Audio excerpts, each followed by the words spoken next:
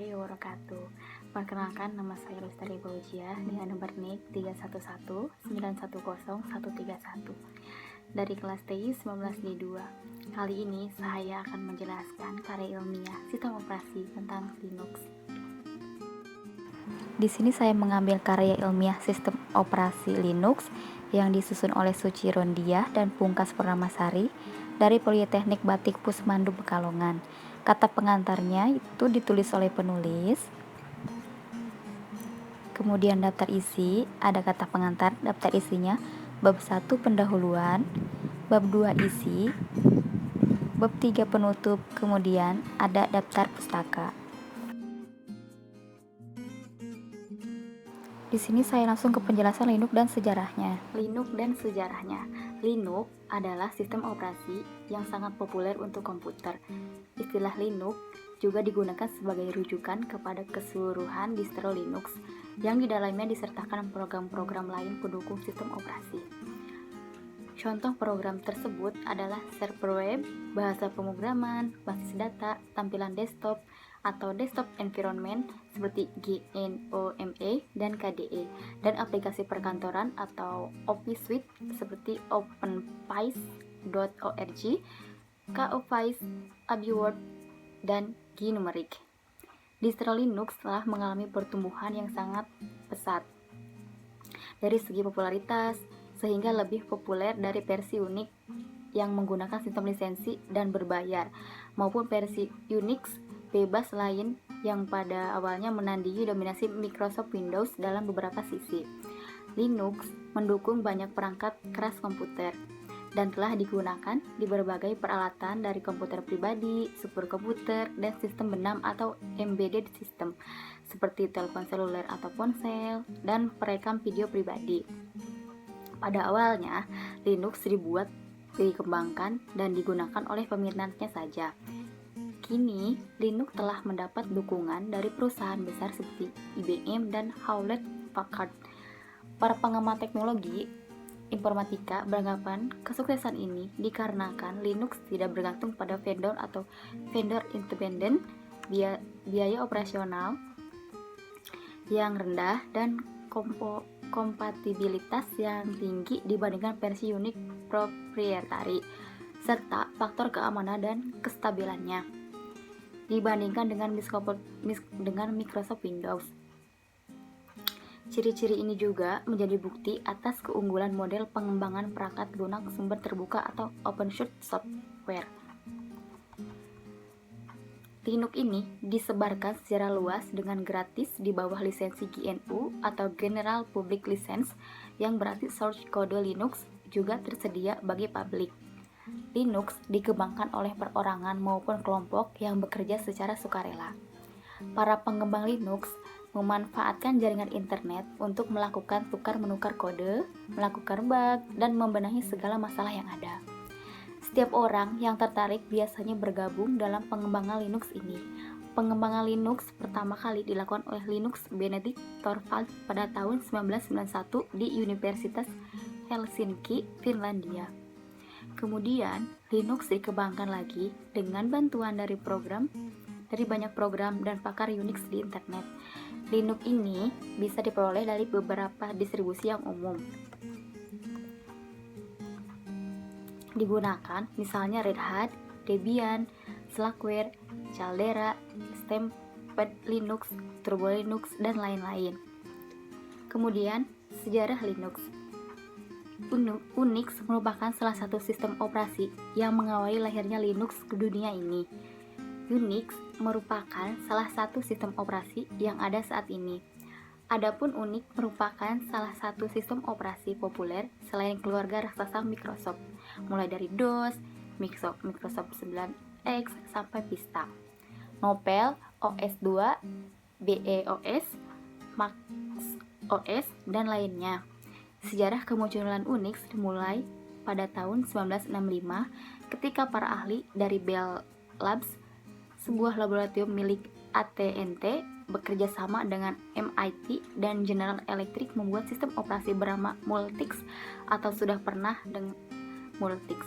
Nah, sistem operasi multik ini awalnya didesain dengan harapan akan menciptakan beberapa keunggulan seperti multi-user, multi-prosesor, dan multi-level file system. Namun, pada tahun 1969, A, T, dan T akhirnya menghentikan proyek pembuatan multik karena sistem operasi multik ini sudah tidak memenuhi tujuan semula. Dengan kata lain, proyek ini mengalami hambatan karena dalam kenyataannya multik banyak terdapat bug dan sulit sekali dioperasikan. Linux dilahirkan di Helsinki, Finlandia pada tanggal 28 Desember 1969. Orang yang disebut sebagai Bapak Linux atau Linux Unix ini sudah mengenal bahasa pemrogram pada umurnya yang ke-10. Saat itu, ia sering mengutak-ngatik komputer kakeknya, Commodore PIC-20. Karena hobinya dalam dunia computing, 1988 Linux diterima di University of Helsinki dan pada tahun 1990 Linux mempunyai kelas pemrograman C pertamanya. Pada tahun 1991, Linux tidak puas dengan sistem operasi yang ada pada PC pertamanya atau MS-DOS atau Disk Operation System, OS buatan Microsoft. Linus lebih cenderung untuk menggunakan sistem operasi Unix seperti yang dipakai komputer milik universitasnya. Akhirnya, ia mengganti sistem operasi open source Minix yang berbasiskan Unix. Adapun Minix ini merupakan sistem Unix kecil yang dikembangkan oleh Andrew S. Tannenbaum, seorang profesor yang menggeluti penelitian masalah iOS dari Vrije Universiteit Belanda. Adapun Minix ini digunakan untuk keperluan pengajaran dan pendidikan, namun Linus merasa bahwa Minix masih memiliki banyak kelemahan. Dan mulai saat itu, di usianya yang ke-23, Linus mulai mengutak-ngatik kernel Minix. Dan ia mulai mengembangkan sistem yang kompatibel dengan IBM PC. Pada bulan Agustus 1991, lahirlah Linux 0,01 hasil oprekan Linus, dan pada tanggal 5 Oktober 1991 secara resmi Linus mengumumkan Linux 0,02 yang hanya dapat menjalankan bash dan GCC compiler. Selain itu, Linus juga mempublikasikan sistem operasi buatannya tersebut dengan source kodenya yang ternyata disambut dengan sangat antusias oleh para programmer dan developer di seluruh dunia agar dapat di-develop bersama-sama. Sampai saat ini, Linux dibangun oleh berbagai macam komunitas dan jangan heran apabila banyak sekali distro-distro Linux yang beredar, mulai dari yang berbayar sampai yang gratis, dari untuk pemula sampai tingkat lanjut. Dan biasanya dengan banyaknya distro Linux yang beredar akan membuat orang awam bingung untuk memilih distro. Bayangkan, ada beratus-ratus distro yang tercipta atau bahkan beribu-ribu. Namun, perlahan tapi pasti di antara distro-distro Linux ini ada yang menyamai atau bahkan melebihi kemampuan dari sistem operasi keluarga raksasa atau Microsoft, dan dengan semakin mudahnya dan semakin lengkapnya dukungan Linux pada hardware, besar kemungkinan Linux akan menjadi alternatif atau bahkan sistem operasi utama di dunia. Kelebihan Linux. Yang pertama, Linux merupakan sistem operasi bebas dan terbuka. Yang kedua, Linux mudah digunakan. Yang ketiga, hampir semua aplikasi yang terdapat di Windows telah terdapat di alternatifnya di Linux. Yang keempat, keamanan yang lebih unggul daripada Windows. Yang kelima, lebih relatif stabil. Yang keenam, Linux mempunyai kompatibilitas ke belakang yang lebih baik atau better backward compatibility. Kekurangan Linux. Yang pertama, banyak pengguna yang belum terbiasa dengan Linux dan masih Windows minded. Yang kedua, dukungan perangkat keras dari vendor-vendor tertentu yang tidak terlalu baik pada Linux. Yang ketiga, proses instalasi software atau aplikasi yang tidak semudah di Windows. Yang keempat, banyak administrator sistem yang belum terbiasa dengan Unix-like atau seperti Linux. Maka, mau tidak mau harus mempelajari hari ini. File system Linux. Yang pertama, dia ada directory atau partisi. Yang kedua, Linux tidak mengenal drive C, drive D, dan lain-lain. Yang ketiga, penanaman file. Yang keempat, device atau nama file. Yang kelima, daftar directory dalam Linux. Instalasi Linux. Secara umum, ada beberapa pilihan cara instalasi yang dapat dilakukan. Linux dapat diinstalasi dengan kondisi: pertama, PC sudah terinstalasi Windows dan seluruh hard disk terpakai oleh Windows. Biasanya kita mengunggah program Partition Magic untuk meresize partisi Windows. Yang kedua, PC sama sekali belum terinstalasi apa-apa. Kita mulai dari nol. Seluruh hard disk masih kosong dan belum terformat sama sekali. Kita bisa menginstalasi Linux secara keseluruhan atau membagi sebagian partisi untuk Windows. Sebelum instalasi Linux, pertama, pastikan kita masih memiliki sisa hard disk minimal sebesar 1,5 GB untuk Linux. Yang kedua, catat baik-baik semua data teknis, peripheral yang ada di komputer yang kita gunakan, seperti internet card atau LAN card, sound card, jenis hard disk, dan video card. Kemudian, setting BIOS diubah agar urutan booting menjadi VDD atau floppy, CD-ROM, HDD, atau hard disk.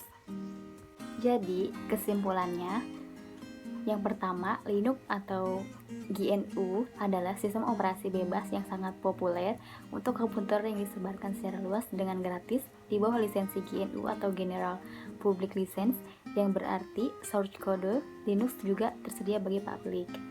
Yang kedua, pengembangan Linux pertama kali dilakukan oleh Linus Benedict Torvald pada tahun 1991 di Universitas Helsinki, Finlandia. Kemudian Linux dikembangkan lagi dengan bantuan dari banyak programmer dan pakar Unix di internet.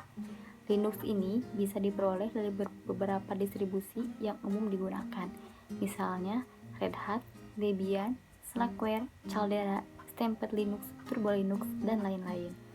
Yang ketiga, Linux memiliki banyak kelebihan dibanding sistem operasi Windows, diantaranya mudah didapat dan gratis, mudah digunakan, tidak mudah dijangkiti virus atau bisa dikatakan bebas dari virus.